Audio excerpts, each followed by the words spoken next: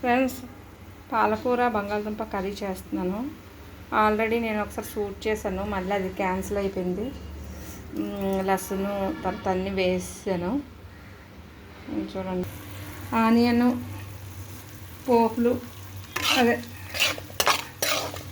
తర్వాత ఎండుమిర్చి, పచ్చిమిర్చి, అదే గ్రీన్ మిర్చి, లాల్ మిర్చి రెండు, పచ్చిమిర్చి, లస్సును, తర్వాత సరసాలు, ఆవాలు, జీలకర్ర, పోపు వేసాను ఫస్ట్.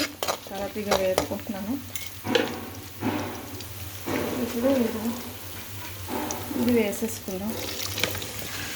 కొంచెం వాటర్ ఉన్నది కాదు, పెద్దగా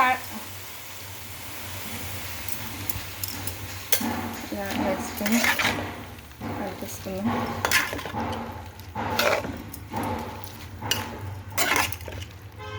పాలకూర బంగాళదుంప ఫ్రై.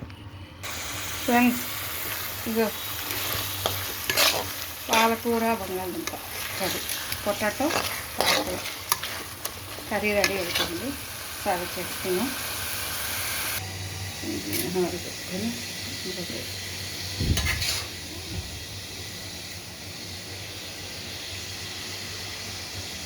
వేడి వేడిగా గుమగుమలాడే పాలకూర పొటాటో కర్రీ.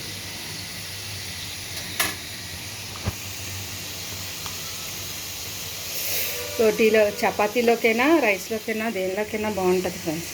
రోటీ టేస్ట్ చేసి ఎలా ఉంది చెప్పండి.